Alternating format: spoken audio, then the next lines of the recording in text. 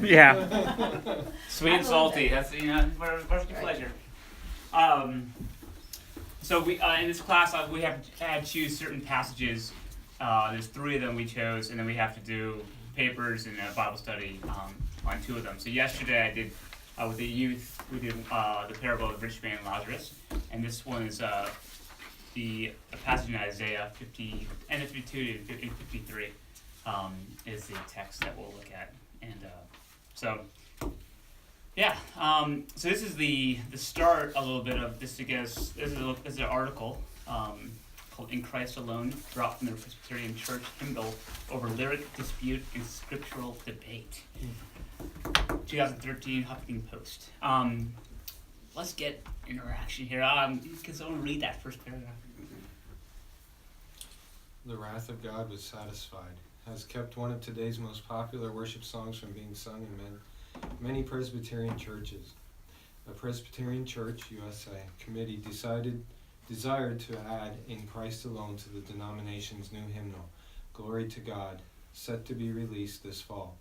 But it first requested permission to avoid theological controversy by altering the modern hymn's lyrics from "Till on the cross as Jesus died, the wrath of God was satisfied," to "Till on the cross as Jesus died, the love of God was magnified." However, authors Keith Getty and Stuart Townsend rejected the proposal, so the committee voted 6-9 to bar the hymn. The song has been removed from our contents list with deep regret over losing its otherwise poignant and powerful witness. Committee Chair Mary Louise Bringle told the Christian Century. The view that the cross is primarily about God's need to assuage God's anger would have a negative impact on worshippers' education, according to Bringle.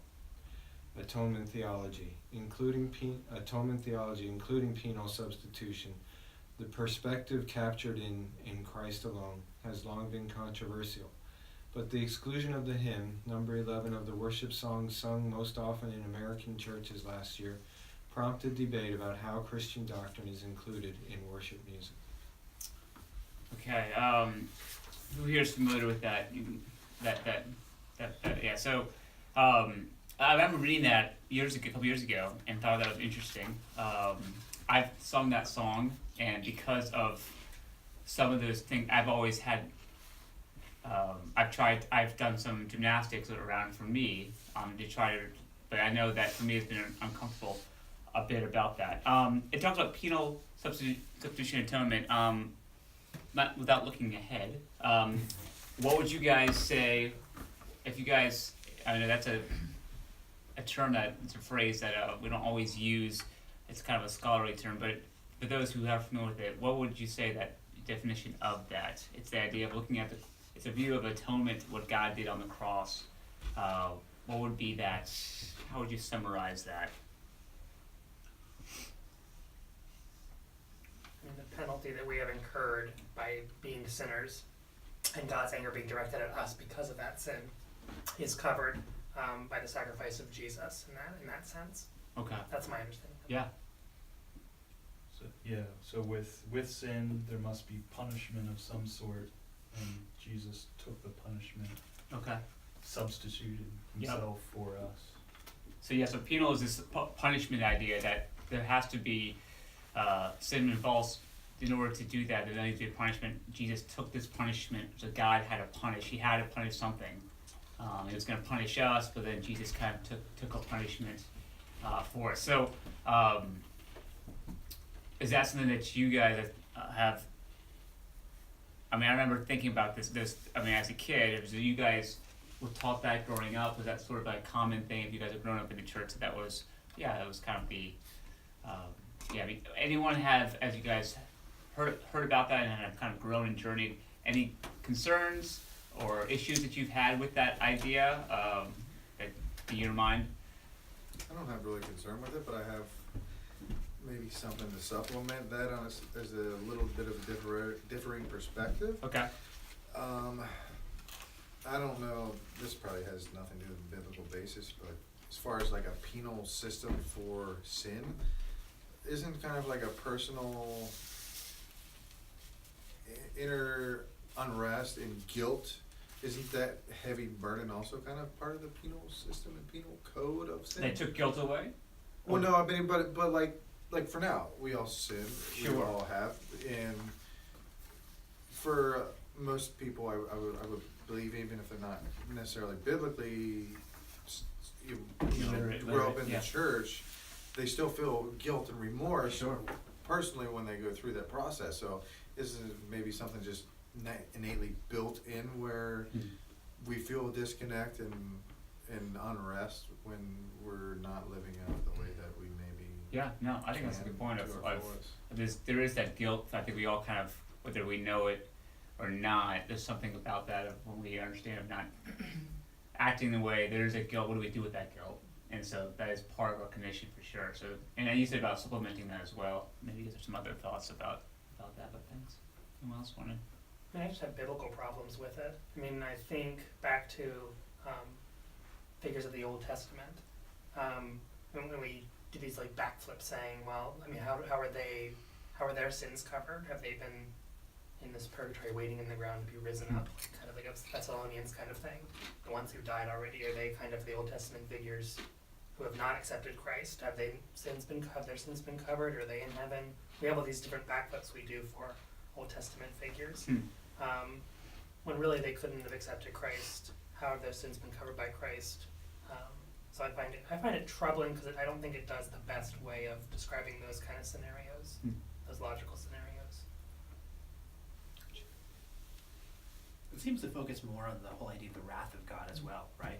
I mean, it makes God out to be a very wrathful God, which it's true that God is there's that sense to him, but I think sometimes we forget that God is love as well, right?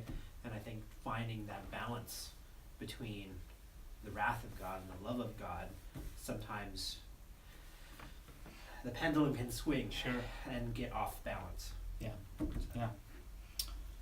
And you have I more. got a We're question on that. gonna, What do you mean by off balance? Well, typically you might have situations where they'll swing all the way over until God is purely a wrathful God, right? That it's all about the Father, this guy that we have to, if we misbehave, we sin at all. Right, then- when you say balance, does that mean anything in between complete black and white, or like what is a balance of that? Well, I use imbalance in the sense that there's this constant swinging of back and forth in regards to culture's understanding of that. That at times culture tends to slide more towards that route, or slide the other way where it's all love and love will conquer all, and there's nothing, and that at the end of it, some consequences or justice and things like that. yeah. Yeah. So, and it's not that there's a balance between those two, that it's just that there's the sense that it's constantly, society is constantly going back and forth. It's kind of like between- modern politics. Yeah. Yeah. Right. So you can't be anywhere in between. You either have to be here or you're all over here, depending on which side's proceeding. Yeah. We'll come back to it at the end of it. But Isaiah 52:53, the suffering. This is like some of the backbone of penal substitution and atonement. Like, so this is some of the foundation that many people point to, and so we're gonna look at that. So if you have this Bible's here. Do you want us to use these? It's not huge. I mean, sometimes it's nice to use the same translation, just because you can pick it out, but it's not a huge thing. So it's 600, 700. 34. 734.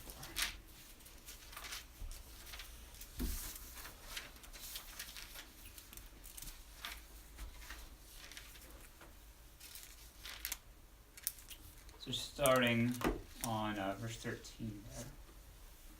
Shannon, you wanna read? Oh, verse what? 13. 52. 52:13. Until when? 52, 52, I'll stop. Okay. See, my servant will act wisely. He will be raised and lifted up and highly exalted, just as there were many who were appalled at him. His appearance was so disfigured beyond that of any human being, and his form marred beyond human likeness. So he will sprinkle many nations, and kings will shut their mouths because of him. For what they were not told, they will see, and what they have not heard, they will understand. Who has believed our message, and to whom has the arm of the Lord been revealed? He grew up before him like a tender shoot, and like a root out of the dry ground. He had no beauty or majesty to attract us to him, nothing in his appearance that we should desire him. He was despised and rejected by mankind, a man of suffering and familiar with pain, like one from whom people hide their faces. He was despised, and we held him in low esteem. Surely he took up our pain and bore our suffering, yet we considered him punished by God, stricken by him and afflicted. But he was pierced for our transgressions, he was crushed for our iniquities. The punishment that brought us peace was on him, and by his wounds we are healed. We all like sheep have gone astray. Each of us has turned to our own way, and the Lord has laid on him the iniquity of us all. He was oppressed and afflicted, yet he did not open his mouth. He was led like a lamb to the slaughter, and as sheep before its shearers is silent, so he did not open his mouth. By oppression and judgment he was taken away. Yet who of his generation protested? For he was cut off from the land of the living. For the transgression of my people he was punished. He was assigned a grave with the wicked, and with the rich in his death, though he had done no violence, nor was any deceit in his mouth. Yet it was the Lord's will to crush him and cause him to suffer. And though the Lord makes his life an offering for sin, he will see his offspring and prolong his days, and the will of the Lord will prosper in his hand. After he has suffered, he will see the light of life and be satisfied. By his knowledge, my righteous servant will justify many, and he will bear their iniquities. Therefore I will give him a portion among the great, and he will divide the spoils with the strong, because he poured out his life unto death, and was numbered with the transgressors. For he bore the sin of many, and made intercession for the transgressors. Keep going. That's good. That's good. Yeah, just give you a minute to look through that, just kind of skimming through that. Anything that stands out to you? I know, yeah, it's not always the easiest passage to follow because it uses a lot of different language that might be a little bit not common. I'm not familiar with Isaiah that much. It's not in the New Testament. I mean, What do you One mean? of them only love persons. What do you mean? What are you talking about? What do you mean it's not in the New Testament? is it? It's not in the New Testament, it's right? in No, the it's right before. Song. Yeah, Psalms. Right You know, after. yeah, it's, But Isaiah's one of the prophets in the, and this is sort of like it's a poetry genre. But I mean, it is talking about Jesus, right? I mean, this was preceding. We're gonna talk about it. But good question. I mean, what I find interesting is, I mean, we kind of look at this section and transpose Jesus right onto it, but the servant's actually brought up back in Isaiah 49. So it's comes out, and then the servant actually speaks. I mean, in this, he or she doesn't. Mm-hmm. But that's what I find interesting. We look at this and we build a theology around this Sure. that we can then Yeah. put on Jesus. And we we'll don't look at the rest of I'll the mention Bible. we'll have some of you guys will do that. What would be the common? What would be a summary of what you read in this? What's going on, like big picture wise? There's this servant. Verse 8. What about it? Summarizes Jesus. Okay, so purpose. there's oppression and judgment that this person is taking on. Well, the entirety of verse 8. By oppression and judgment, he was taken away. He was, yeah. Interesting. I would summarize it. Someone innocent took the place of someone guilty. Okay. Okay. So there's a people group or so that seems like this person is being perhaps put in place, maybe? Yeah, okay. It makes me fascinated to look at what, I mean, my Bible translated is as servant too. I like to know what kind of like, I want to look at the Hebrew and the Greek and I want to see what's actually being used. So I'm wondering what they mean by servant. Yeah. Do they mean It's slave? it's the Yeah, there is a Yeah. little bit of that. It's the word ebed, Okay, and yeah. so like it is. Yeah. It has a little bit of that servant's slave kind of thing, but Mhm. it's not like a unique. We're like, oh, they use this word here, and Yeah. it's like unique. It's a common. It's a common term in the Hebrew. So Yeah. I was looking at it too. Like, what if they're using a different one that would enlighten it? I'm like, not So quite. this is someone common. Yeah, it's uncommon. well, and in some it's a way. common term for maybe an Reference to uncommon them. person. Yeah. Or any other description of this passage that you want to share? I mean, it's interesting. I mean, it makes me want to think back to images of God in the Old Testament. Didn't God want to kill Moses at one point? We see things like that. I mean, that one at verse 10 reminds me of that. That the Lord wanted to crush him and make him suffer. Mm-hmm. If his life is offered as restitution, he will see his loss. So it's very, like, that brings back that image of God Yeah, that we don't understand. The God who hardens Pharaoh's heart, who does things like that just don't make sense. sure. I mean, it makes sense to us if we look at it with penal substitution, but if we look at it like here, it's kind of just like, it's a little interesting. Yeah. I wonder what, makes me think what an ancient Hebrew would have thought before Jesus is coming. Like if they heard these stories or heard this Sure. scripture, what were they thinking? That's Am good. I thinking of this figure that's coming in the future?